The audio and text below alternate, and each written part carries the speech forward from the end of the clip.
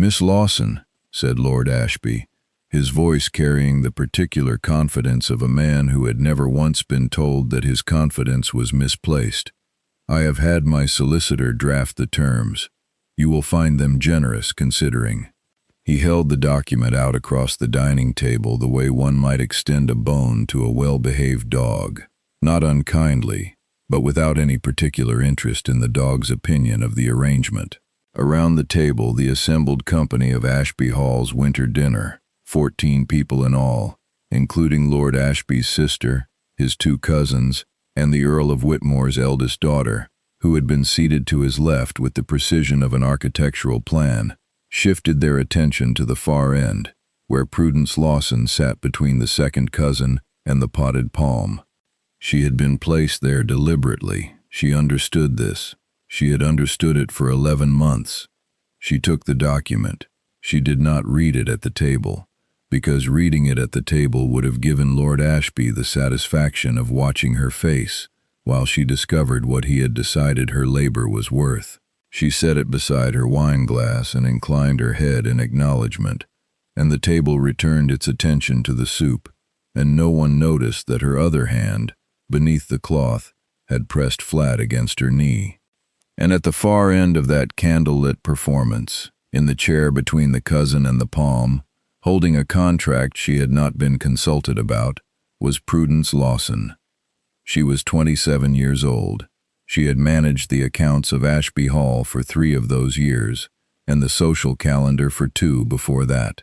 She had renegotiated the wool contract with the Hargreaves mill in her second autumn, recovered £420 in margin that Lord Ashby's previous steward had hemorrhaged through sloppy quarterly submissions, and kept 2 tenant farmers from abandoning their leases during the bad harvest by personally restructuring their payment schedules to 12-month rolling agreements rather than the quarterly lump that had broken 3 of their predecessors. She had done all of this from a desk in the morning room, with no title, no salary increase after the first year, and an introduction at every dinner that ran approximately, "You know Miss Lawson, of course. She keeps everything running." The soup arrived. Prudence ate it. Julian Ashford, the Duke of Greyvale, sat 3 seats to Lord Ashby's right, and had been watching the far end of the table since the moment the document was extended. He was not a man who attended country dinners willingly. He was here because the Ashby estate bordered his own northern property, and because his steward, Mr. Edward Ferrars, a lean, unhurried man of 62, who had advised 2 dukes before Julian, and remained capable of advising a third, had suggested the acquaintance might be practically useful.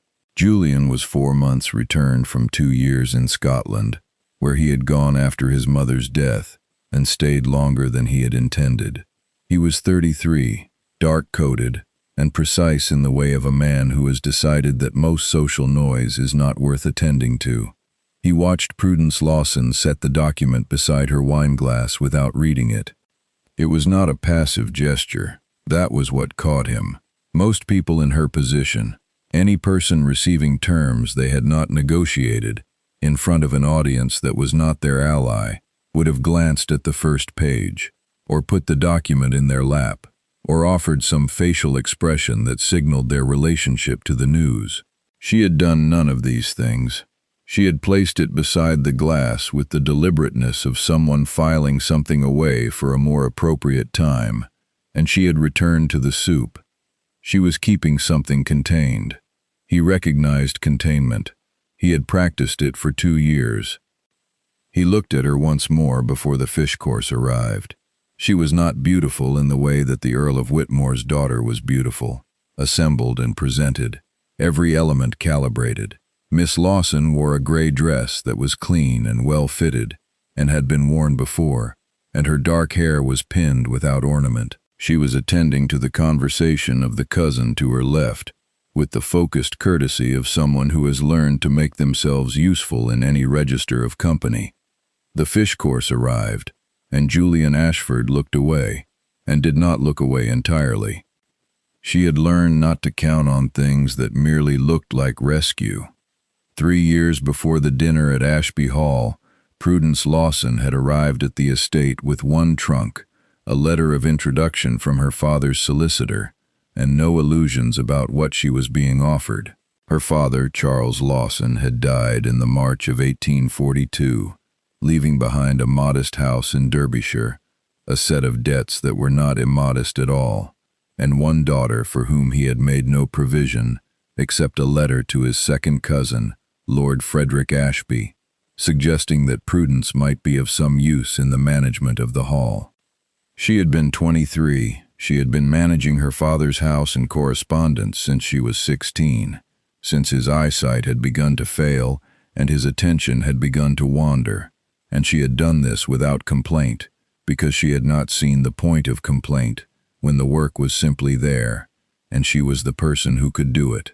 She had taught herself to read estate accounts from a borrowed copy of a land steward's manual she found in her father's library. She had corresponded with his creditors in language precise enough that 2 of them had extended his terms rather than call the notes, not because they were moved by her circumstances, but because her letters were organized and specific, and gave them no legal ambiguity to argue about.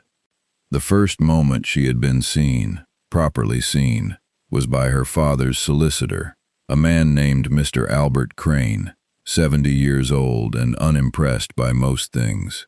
He had come to the house to go over the estate papers after her father's death, and she had handed him a summary she had prepared, every debt organized by date and amount, every asset appraised at current value, and a proposed order of settlement that would clear all creditors within 14 months if the house were let at the going rate for Derbyshire properties of that size, and she moved somewhere cheaper in the interim.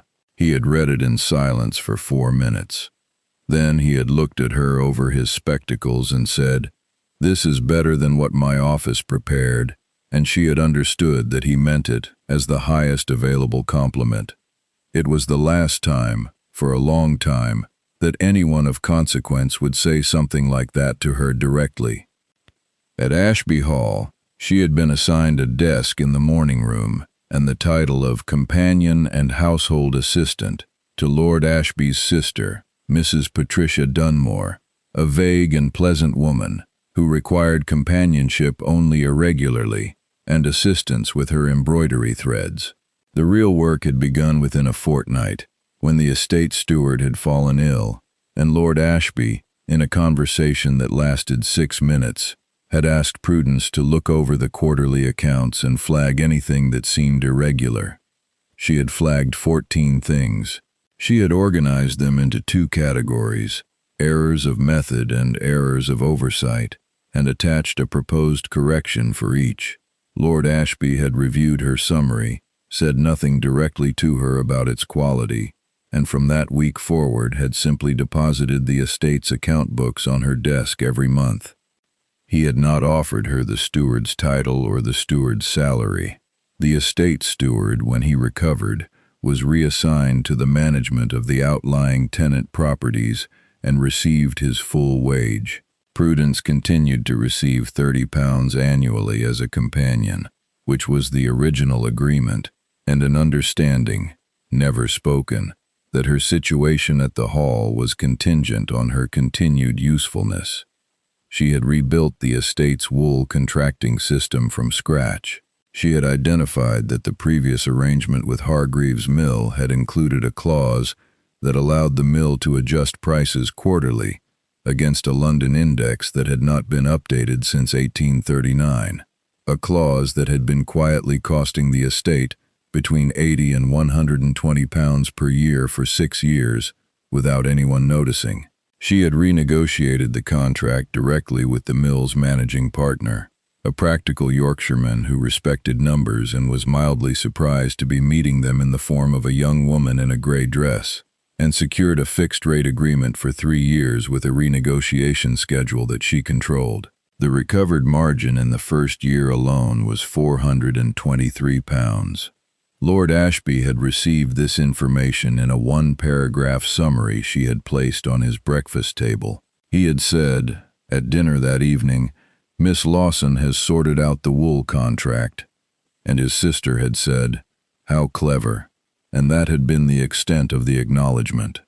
She picked up her list and continued. There had been a morning, she remembered it specifically, a grey Tuesday in November of her second year, when Lord Ashby's younger cousin, a Mr. Gerald Ashby who visited the hall twice yearly, and spent both visits informing everyone of his opinions, had come into the morning room while she was drafting a letter to the estate's most problematic creditor, and said, without preamble, "I suppose Frederick keeps you busy enough, though one wonders what you actually are here. Not a servant, not a guest, rather in between, aren't you?" He had said it pleasantly, with the relaxed confidence of a man who had never wondered what he was. She had looked at the letter in her hand. She had thought, with perfect clarity, I could answer this, or I could finish the letter, and prevent Frederick from losing £200 to a creditor who has been structuring these demands incorrectly for 18 months. She had finished the letter. She had sent it that afternoon. The creditor had accepted the restructured terms by the following week. She was not going to step aside for anyone, not for Gerald Ashby's pleasantness, not for the estate's indifference to what she cost them and what she was worth. She had decided this somewhere around the second autumn, in the same quiet way she had decided most things, not in a single resolute moment, but in the gradual accumulation of small continuations, each one a choice to remain herself, rather than to become the diminished version the room seemed to be expecting. The contract Lord Ashby had handed her at the dinner was her reward for this, apparently. She read it that night in her room, by the candle, with the annotated estate accounts open beside it for reference. It was not, as Lord Ashby had said, generous. It was a formalization of everything she was already doing.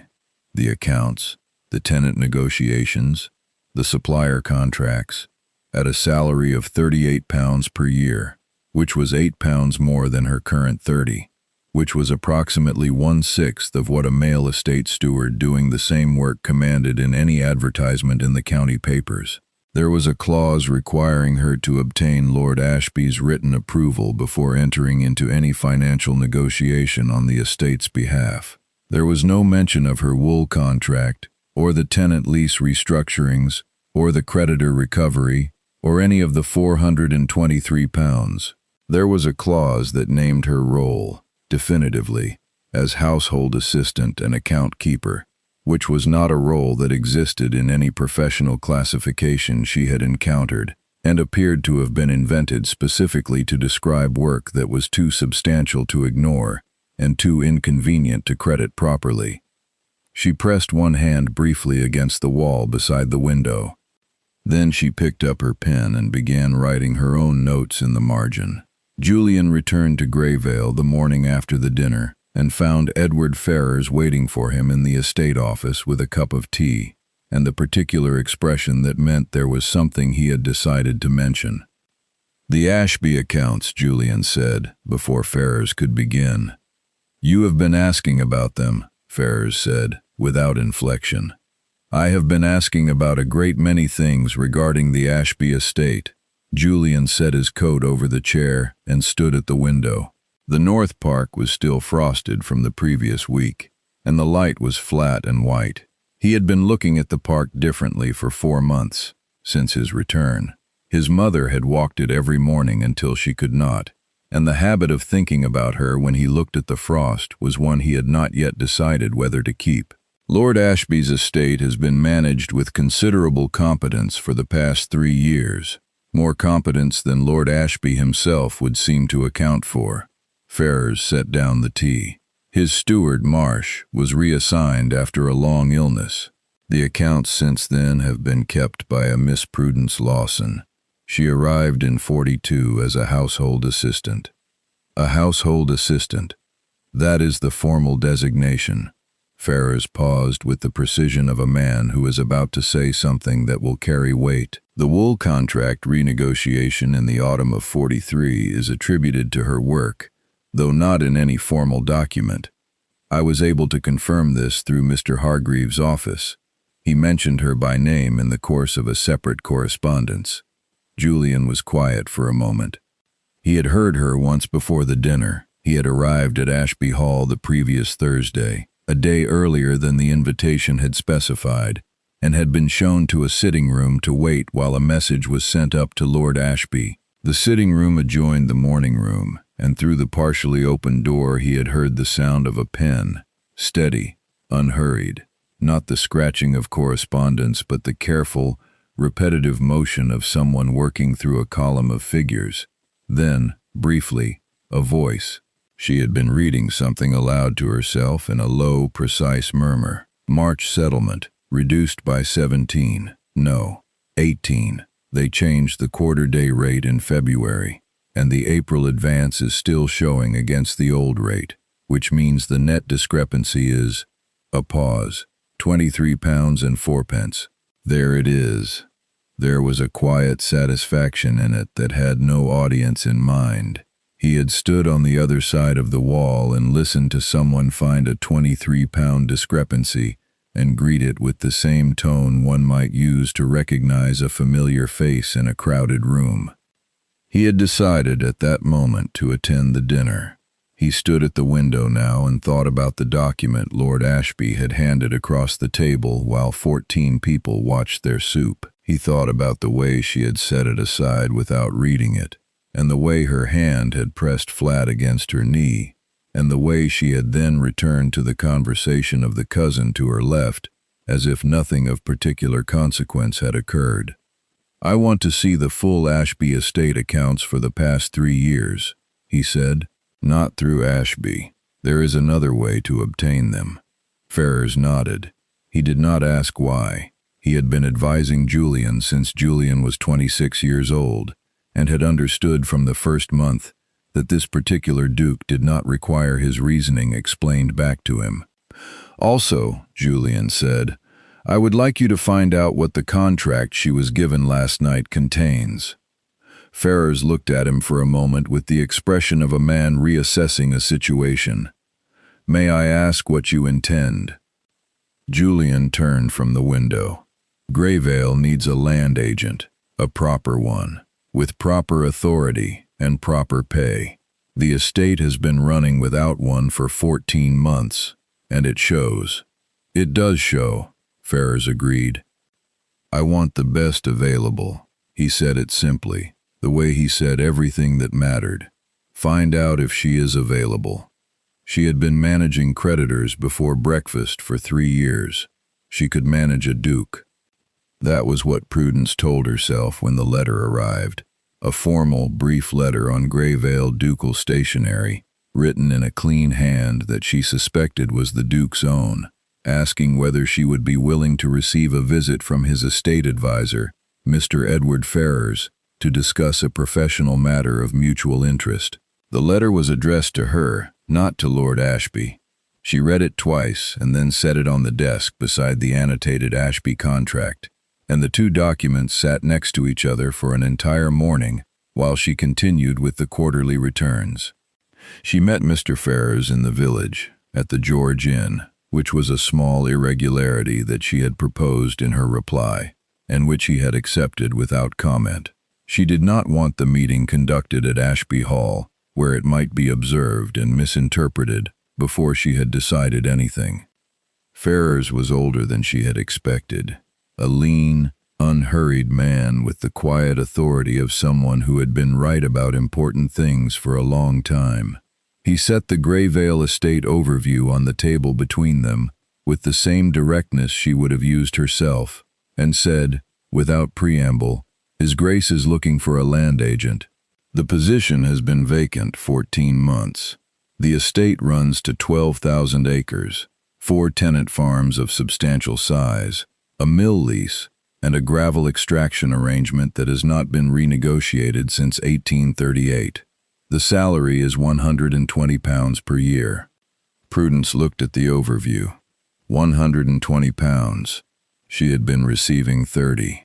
"There is no formal precedent for a woman in this role," she said. "No," Ferrars agreed. "There will be objection." "There will." She looked at the document for another moment. May I ask why the Duke is considering a candidate who does not have the standard qualifications of the position?" Ferrers regarded her with the quiet attention of a man who has been asked a question he was expecting. "He heard you find a £23 discrepancy in the Ashby accounts and knew what he was hearing," he said. "That is the direct answer." She had not known anyone was in the adjoining room. She looked at the estate overview again and thought about the Ashby contract sitting on her desk with its £38 and its clause requiring written approval for any negotiation. She thought about 4 years of invisible labor and 14 things flagged in the first fortnight, and £423 recovered in a single renegotiation. She thought about Mr. Crane looking at her over his spectacles and saying, "This is better than what my office prepared." "I will need to review the full accounts before I give an answer," she said. Ferrers opened his case and produced them without any expression of surprise. She arrived at Greyvale on a Tuesday in February with one trunk, the annotated Ashby estate contract in her valise, and a letter of resignation that she had written in the margin space of Lord Ashby's proposed agreement, in language specific enough that he could not misunderstand it, and measured enough that she could not be accused of anything but professionalism. She had noted, in the letter, that the wool contract would require renegotiation in 14 months, that the rolling tenant leases she had structured would mature in the spring and should be reviewed by whoever replaced her, and that the March quarterly accounts were completed and filed. She had not told him what she thought of £38 or written approval clauses or being introduced at dinner as she keeps everything running. The practicalities were sufficient. She had always found that the practicalities were sufficient. The housekeeper at Greyvale was a woman named Mrs. Dorothea Webb, broad, efficient, and possessed of a warmth that was entirely unperformed. She had been expecting Prudence's arrival, which meant the Duke had told her, which meant there had been no hesitation on his part about whether Prudence was coming. Mrs. Webb showed her to a set of rooms in the east wing that were larger than anything she had been given at Ashby Hall, and when Prudence said they were more than adequate, Mrs. Webb said, "His Grace said you were to have the south-facing ones because they have the better light for work," and Prudence stood in the doorway for a moment and understood that someone had thought about what she needed before she arrived. "He said that specifically," Prudence said. "He is specific about most things," Mrs. Webb said, which was not an answer, and was entirely an answer. The other early welcome came from Miss Charlotte Eames, the Duke's distant cousin who was staying through the season as a matter of family arrangement. A young woman of 25 with the direct gaze of someone who had decided to form her own opinions about everything and saw no reason to keep them to herself. She appeared in the estate office on Prudence's third morning, looked at the account books open on the desk and said, "Are those the gravel extraction returns? I always thought those looked wrong." When Prudence said they had been structured on an outdated London rate that had not been adjusted since 1838, Charlotte sat down without being invited and said, "Tell me everything." She was the first person who had asked Prudence to tell her everything in a very long time. The opposition assembled with predictable architecture. Lord Ashby wrote a letter to the Duke. Prudence did not see its contents, but she understood its purpose from the timing and from Mrs. Webb's careful expression when she mentioned that His Grace had received correspondence from the neighboring estate. Gerald Ashby appeared at Greyvale for a social call with the transparent intention of assessing what had occurred, and departed, Prudence gathered, somewhat deflated.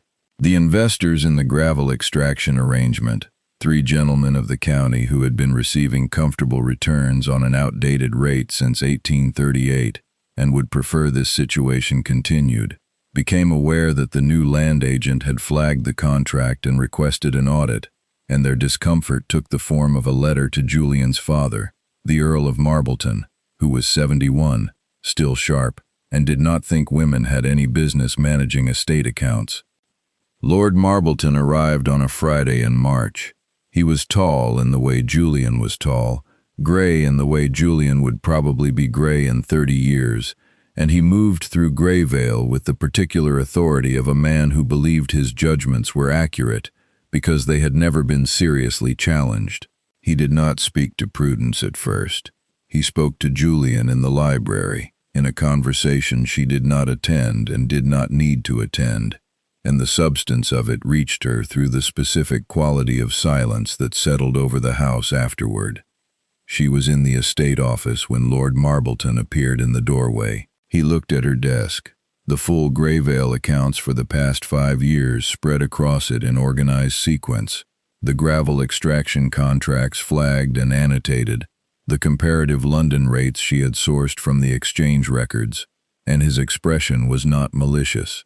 It was the expression of a man who had decided something was wrong and had not yet found the mechanism to prove it. "Miss Lawson," he said, "I am told you have raised concerns about several of the estate's existing agreements. I have identified 3 agreements that are operating on terms that have not been adjusted to current market rates," she said. "The gravel extraction arrangement alone has cost the estate a cumulative shortfall of approximately £960 over the past 5 years. He was quiet for a moment. "That is a very specific figure. I can show you the calculation." She turned the relevant page toward him. "The London index rate in 1838, the extraction volumes by year, the current market rate for equivalent arrangements in 3 comparable counties. It is not complicated arithmetic. It was simply not being done." He looked at the page without moving forward to examine it. "The Duke's position requires an agent who is recognized in his professional and social context. A woman in this role creates difficulties that have nothing to do with arithmetic." She looked at him steadily. "I am aware of the difficulties. I have been managing them for 6 days, and will continue to do so. The arithmetic, however, will remain accurate regardless of who objects to the person doing it." Lord Marbleton said nothing for a long moment. Then he said, "The Gravel partners will not renegotiate with a woman. They will renegotiate with the Duke of Greyvale," she said. "I will prepare his terms. He will present them if he chooses. The terms will be correct." She returned to the accounts. He left the doorway, and she pressed one hand briefly against the edge of the desk, and then she picked up her pen. 6 weeks into her tenure at Greyvale, she had established the following. The gravel extraction contract required renegotiation that would recover approximately £300 per year once corrected. The mill lease had a maintenance liability clause that the mill had been quietly invoking outside its intended scope, a practice she ended with a letter that cited 3 specific instances with dates and amounts. One of the 4 tenant farms was being undercharged relative to its yield improvement since the original lease was set, which she did not correct immediately but flagged for the spring review, because correcting it immediately would damage the tenant relationship, and the yield improvement had been the tenant's own work. And the estate's accounts, which had been kept in 2 separate sets of books by an arrangement that appeared to be a clerical legacy rather than fraud, but was in any case inefficient, had been consolidated into a single organized system that she could cross-reference against any given supplier or creditor within 20 minutes. She had found, in the estate's older records, a bound set of handwritten notes in a careful feminine script, assessments of the tenant farms, observations about the soil quality in the North Fields, a series of proposals for improving the home park drainage. They were dated between 1821 and 1831 and signed only with an initial, E.A. She understood what the initial stood for. The Duke's mother, Eleanor Ashford, had been thinking about this estate for a decade. She did not mention the notes to Julian directly. She set them on the estate office shelf where they could be seen. She waited. He came to the estate office on a Tuesday evening in March, after the house had gone quiet, to return a set of the tenant lease documents she had left for his review. He saw the bound notes on the shelf immediately. He stood very still for a moment that was different from his usual stillness. "Where did you find these?" he said. "The bottom shelf of the archive cabinet. They had been filed behind the drainage maps." She kept her voice level. "The drainage proposals in the north section. She identified the same issue I found in January. She was correct about the solution as well." He opened the notebook to the first page. She watched him read. His face did not change exactly, but something in the quality of his attention shifted, the way a building settles slightly under a new weight without cracking. "She spent 20 years thinking about this estate," he said. "It shows in the quality of the farms." Prudence paused. She was very good at this. He closed the notebook. He did not set it down. He held it for a moment the way one holds something that is too large and too small at once. "The drainage project," he said, "should move forward. In the spring. I had planned to propose it in the April review. The cost is recoverable within 2 seasons. He looked at her then, not the measuring attention of the first dinner, but something quieter and more direct. "You had planned to propose it." "Yes. How long have you been planning the April review?" "Since the 3rd week." She said it simply. "I prepare for things." He almost said something. She saw it, the small adjustment of expression that preceded speech, and then he did not say it, and she understood that he was doing what she did, keeping something contained until there was a better moment for it. He set the notebook on the shelf beside the drainage maps where she had found it, and he said, "The lease documents are adequate. Your changes to Clause 4 are the correct ones," and he left. She straightened her list and continued working, and she did not examine what she felt until she was alone and the candle was low, and even then she did not name it. She had been managing precisely this kind of feeling for 11 months before Greyvale, and she had learned that naming it before it was tested was like spending money she had not yet earned. She had balanced far more precarious accounts than this. She could manage this. The confrontation she had been expecting since her first week arrived on a Thursday in April, at a dinner that Julian held for several neighboring families and which Prudence attended as a matter of household practicality. She managed the guest arrangements and was invited as a formality that Lord Marbleton had not yet succeeded in removing from the Duke's practice. Miss Honoria Vane was there. Prudence had known she would be there from the moment Charlotte mentioned the guest list with the careful neutrality of someone deliberately not editorializing. Honoria Vane was 23, beautiful in the assembled and presented manner, and had been understood by the county for 2 years to be the most probable future Duchess of Greyvale. She wore silk in a shade of blue that was precisely calculated for the Greyvale dining room's candlelight, and she moved through the social occasion with the fluency of a woman who had been trained for this exact function since childhood and was very good at it.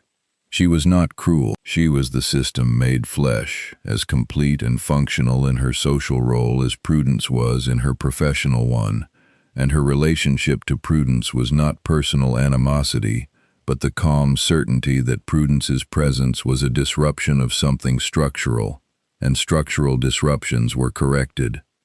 She found Prudence in the drawing room before dinner, beside the window, reviewing the seating arrangement she had drafted. "Miss Lawson," she said pleasantly, "you have managed the table arrangement this evening? How useful you are." She paused with the timing of a very accomplished social performer.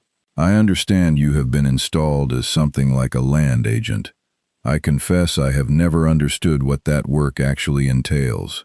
I imagine it must be rather like bookkeeping, very important in its way, but not quite visible, is it? Not the kind of work one would necessarily point to."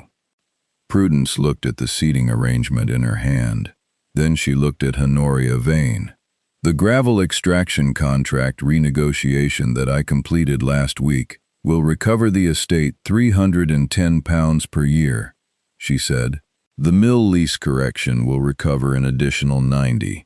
The tenant lease restructuring I am completing for the spring review will improve the estate's income by approximately 6% over 3 years. That is what the work entails. Whether it is visible depends entirely on who is looking. Honoria Vane's expression did not change, but her eyes adjusted fractionally in the way of a person recalibrating a situation they had expected to resolve more quickly. "How very precise you are," she said, and moved toward the other guests. Charlotte appeared at Prudence's shoulder within 30 seconds. "I heard every word of that," she said. "Every word." "I was not angry," Prudence said, "because she wanted it said." "No," Charlotte agreed. "That was the remarkable part." The dinner proceeded. Julian was seated, as required, beside Honoria Vane, and he was a correct and attentive host. He asked the right questions and made the right responses, and did nothing that could be read by the assembled company as neglect of his social obligation. But twice during the evening Prudence felt his attention move to where she was sitting and stay there for a moment longer than a host's attention required, and both times she did not look up. She was not going to be the person who looked up. The evening that everything shifted between them, not dramatically, not with announcement, but with the quiet finality of a latch closing, was a Wednesday in late April, 3 days after the dinner, when the spring rain had been going since morning, and the North Park was a sheet of gray. She was in the music room, which she had no professional reason to be in, except that she had been in the estate office for 9 hours, and the music room was at the end of the corridor, and the door had been open. The piano had been sitting unused, and the evening before she had noticed the bound notebook of compositions on the music stand, the same careful feminine script from the estate archives. She sat down and played the first piece. She played badly, with the particular careful inaccuracy of someone who learned as a child and has had no instrument to practice on for years. But the composition itself was clear under the stumbling execution, a quiet, formal piece in the style of the 1820s, unambitious and entirely sincere. She played it through twice, improving slightly on the second attempt, and then sat with her hands in her lap for a moment. "You are reading her fingering," Julian said from the doorway.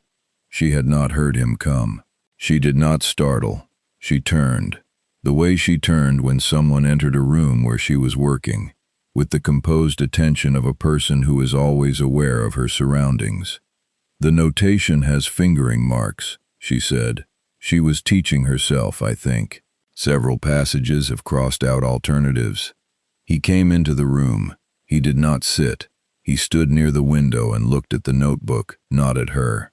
"She played every evening," he said, "until the last winter." He paused. "I have not opened that room in 14 years. "I know," she said it simply.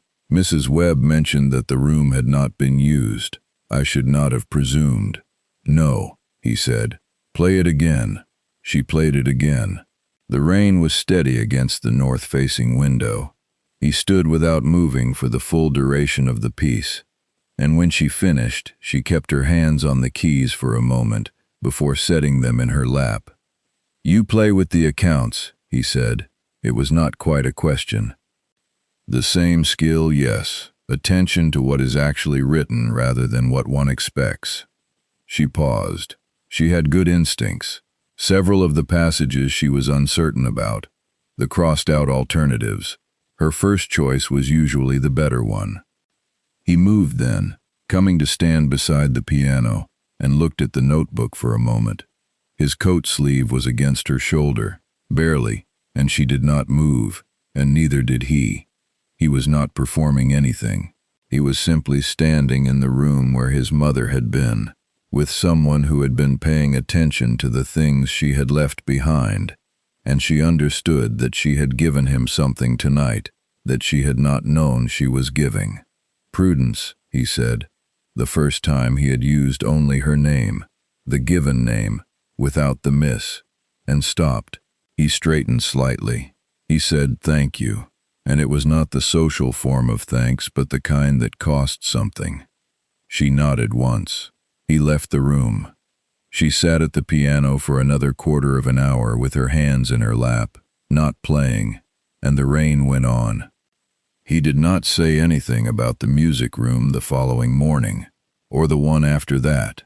He reviewed the gravel extraction renegotiation terms she had prepared with his solicitor and approved them in the precise, efficient manner he used for all professional matters. He attended the April tenant review meetings and asked the questions she had flagged for him in the briefing document she had prepared, and his attention in those meetings was sharp and specific, in a way that made the tenants understand they were speaking to someone who had actually read their lease terms. On a Thursday, a week after the music room, she was in the estate office at 7:30 in the morning when she heard him in the corridor. Earlier than was usual, she had not yet heard the household move. And then he was in the doorway with his coat not entirely straight and his cravat done in the hasty manner of someone who had dressed without a valet. She looked at the cravat for a moment. Then she set down her pen, stood, and crossed to him and straightened it. 2 adjustments, brief and specific, without commentary. He went very still, in the same way the room had gone still in the music room. She stepped back. "It has been crooked since the morning I arrived," she said. "I did not think it was my place to mention it before." He looked at her for a long moment. "And now I have been here long enough that letting it continue seemed inefficient." Something that was not quite a smile moved across his face. Not performed warmth, but the real, involuntary kind. The kind that arrives before a person has decided to produce it. And it was more disarming than anything she had been prepared for. "Your contract review," he said, "is scheduled for the 15th. "Yes, I have already reviewed it." He paused. "The terms I proposed in January were insufficient. Ferrers agrees. I would like to renegotiate." "I would like to renegotiate as well," she said. She said it precisely, without inflection, and then they both understood that they were not discussing only the contract, and neither of them addressed this understanding directly, and she returned to her desk and he went to his study, and the morning went on. She had managed estates and creditors and impossible accounts, and she could manage this. But she was beginning to think that managing it was not quite what she wanted to do with it, and that distinction was new enough to require careful attention. The investors in the gravel extraction arrangement filed a formal objection with Julian's solicitor in the second week of May, naming Miss Prudence Lawson's renegotiation proposal as an unauthorized disruption of a long-established agreement and questioning whether a woman without formal estate credentials had the authority to conduct negotiations on the Duke of Greyvale's behalf.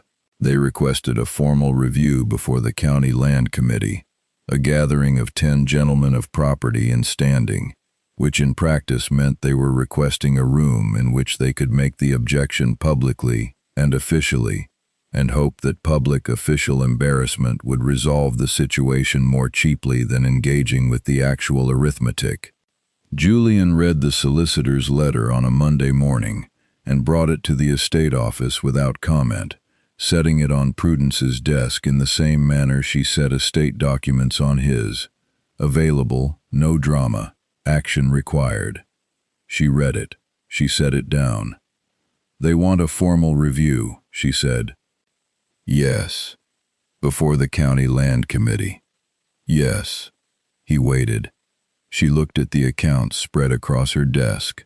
5 years of Greyvale extraction records, the comparative market rates, the original 1838 contract, her annotated renegotiation proposal with its 3 supporting calculations.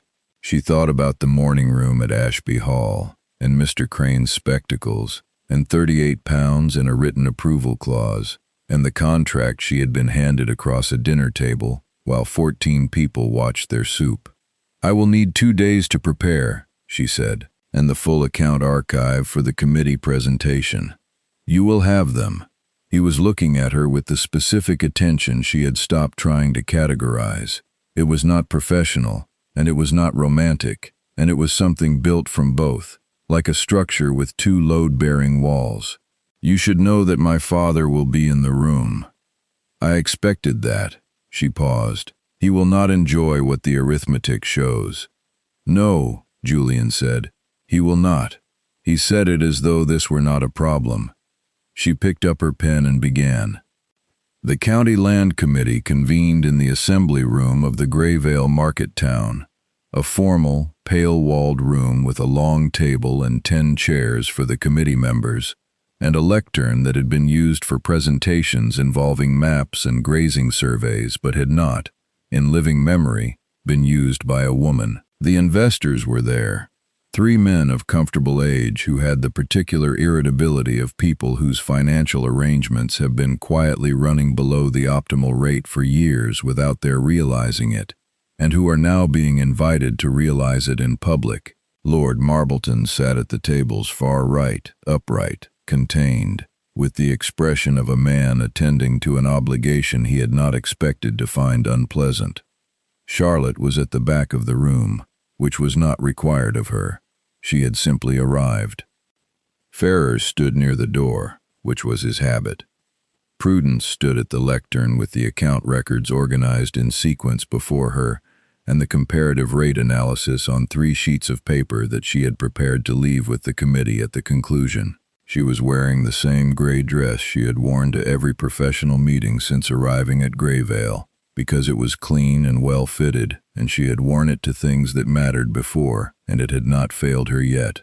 She presented the case without argument and without apology. She named the original contract date, the 1838 London rate, the extraction volumes by year, the current market equivalent for comparable arrangements in 3 counties, and the cumulative shortfall. The cumulative shortfall over 5 years was £980 and 7 shillings. She placed the figure on the table with the same steadiness with which she had placed it before Lord Marbleton in March, except that now it was on a formal document in triplicate, and there were 10 men looking at it instead of 1.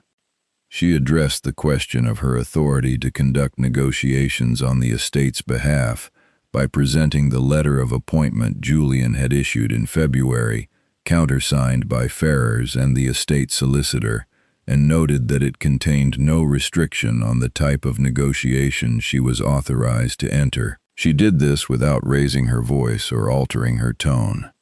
"The terms I have proposed," she said, "are not punitive toward the extraction partners. They are calibrated to the current London rate and structured to allow a 3-year phased adjustment that protects the partners from immediate margin impact. The alternative is a correction retroactive to the date of the rate error, which would be considerably less favorable. The choice of which course to take is before this committee." She set the final page on the table. The room was quiet for a moment that was neither empty nor tense but simply full. The way a room is full when a fact has been introduced that cannot be removed. One of the committee members, a man named Hartley, said, "These figures are verifiable?" "Against the exchange records, which are public, against the estate accounts, which I have here, against the comparative county surveys, which I can source if required." She said it without impatience. "They are correct," another committee member was writing. A third was reading the comparative rate sheet. Lord Marbleton had not moved, but his expression had changed in a way that was difficult to name. Not softened, not collapsed, but adjusted, like a frame that has been measured against the object it is supposed to hold, and found to be the wrong size. It was then that Julian rose from his seat in the committee observers' gallery. He had been seated there because the estate was a party to the proceeding, not the hearing officer, and turned to face the room. He did not make a speech. He said, "This committee has seen Miss Lawson's analysis. I have reviewed it in full. It is accurate, and it represents the standard of work this estate has operated at since her appointment. I am asking this committee to confirm that the renegotiation proceed on the terms she has proposed." He then did something that was not required by the proceedings. He looked at Prudence and he said, in the same measured, clear voice he used for everything that mattered, "This estate has not been run with this quality of attention in my lifetime. I want that stated, formally, before this committee." The room did not erupt. There was a suspended moment, long and still, in which 10 men and 3 investors and 1 earl, recalibrated their positions against the weight of what had just been said publicly by a duke in a formal proceeding. Charlotte, at the back of the room, put her hand briefly over her mouth. Ferrers, at the door, looked at the floor with the expression of a man who is not going to show that he is moved. The committee voted, after a consultation of 12 minutes, to confirm the renegotiation. The investors accepted the phase terms. Lord Marbleton voted with the majority. Afterward, in the corridor outside the assembly room, while the room was still filing out behind them, Lord Marbleton stopped beside Prudence. He said nothing for a long moment. Then he said, "The account recovery is substantial. I had not reviewed the numbers directly." He paused. "I was working from an assumption I should have tested." He said it without warmth but without contempt, the way a man of genuine quality admits a calibration error, precisely, and only once. She looked at him steadily. "The assumption is reasonable by the standards of the world as it is usually arranged," she said. "The numbers are what they are regardless." He nodded, once, and walked on. She pressed one hand briefly against the wall. The person being overlooked in any room is often the person keeping the room standing. Julian found her 20 minutes later, in the small anteroom where she had gone to gather the account records and return them to order. The room was empty except for the two of them and the stacked papers and the late afternoon light from a single window. He said, "That was the finest professional presentation I have seen in 10 years of sitting on estate committees." "Thank you," she continued, organizing the pages, because her hands needed something to do, and because she was not quite ready to set the morning down. "Your statement to the committee was not required by the proceedings." "No," he said. "It will be recorded in the minutes." "I know." She looked at him. "You intended that." "Yes." He said it simply, without performance. "You have been doing work of the highest quality in a room that has been arranged to minimize what you are. I intended it to be recorded that that is not how I see it." She set the last page on the stack and straightened it. She thought, as she thought about most important things, completely and carefully, the way she balanced an account, from every angle, before she signed her name to it.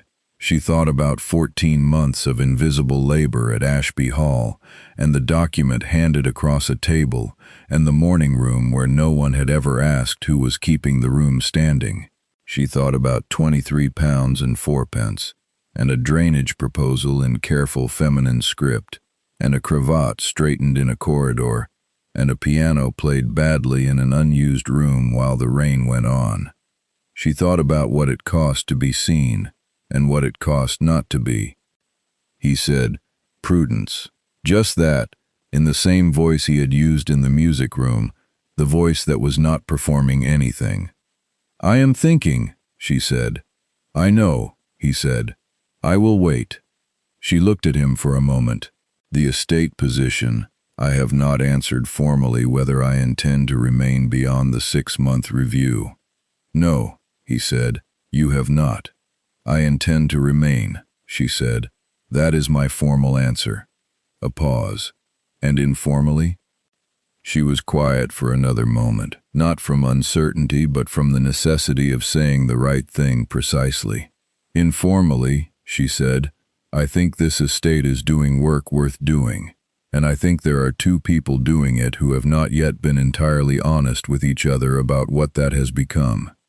He crossed the room in 3 steps and took her hand, gloved, both of them still in their professional dress, the account records stacked between them on the table, and held it without kissing it, simply held it, and said, "I have been honest with myself about it since February. I was waiting for you to finish thinking." She looked at their hands for a moment. Then she looked at him. "I require a formal proposal," she said. "I realize this is not the conventional order." "Nothing about this has been the conventional order," he said. It was not quite the smile, it was something older than the smile, steadier. "I would like to propose properly. Not here, with the account books. Will you allow me a better occasion?" "The account books are where I do my best thinking," she said. "But yes." He had asked her in October, after the harvest review was complete and the estate accounts were reconciled for the year and the tenant leases had been renewed with the revised terms she had structured, not in the estate office but in the North Park at dusk, where the drainage project that Eleanor Ashford had proposed 20 years ago was complete, and the water was moving in the channels the way it was supposed to. He had not gone down on one knee immediately. He had said, "First, I want you to know what I am asking and why, not because it is convenient or appropriate or fitted the requirements my position imposes, but because you are the only person I have known who thinks about things the way I think about things, and the estate is better, and I am better, and I have been watching you work for 9 months and I do not want to stop watching you work for the rest of my life." He paused. "That is the true reason." She looked at the channels for a moment. She thought about it completely, the way she thought about everything that mattered. "Yes," she said. He went down on one knee then, in the North Park, with the last of the evening light on the water, and no one watching except the distance, and she let him, because he was right that it deserved a moment. They were married in January, in the parish church that served the Greyvale estate, with Ferrars and Charlotte and Mrs. Webb, and the tenant farmers and the estate staff and Lord Marbleton, who attended without warmth but without absence, which was the correct gesture from a man who had revised his understanding of something and was not going to compound the error by staying away. Lord Ashby sent a letter of congratulation that was correctly worded and said nothing at all. She put it in the estate files under correspondence and did not read it again. Charlotte cried at the ceremony and was indignant about it afterward, which was entirely characteristic. Their daughter was born in December of the following year, on a clear, cold night that suited her from the beginning. She arrived with the same focused attention she would apply, later, to everything she decided to care about. They named her Eleanor, because of a bound notebook of compositions in a careful feminine script and a set of drainage proposals that were right about the solution. She had Prudence's dark hair and Julian's stillness and, from the beginning, the specific ability to identify exactly what she wanted and wait, with great patience, until she got it. The professional legacy was this. In the spring of her 3rd year as land agent, Prudence drafted a model estate management protocol, account organization, tenant lease structuring, supplier contract review methodology, based on the Greyvale system. Ferrars had asked her, with the quiet authority of a man who had been right about things for a long time, whether she would be willing to share it.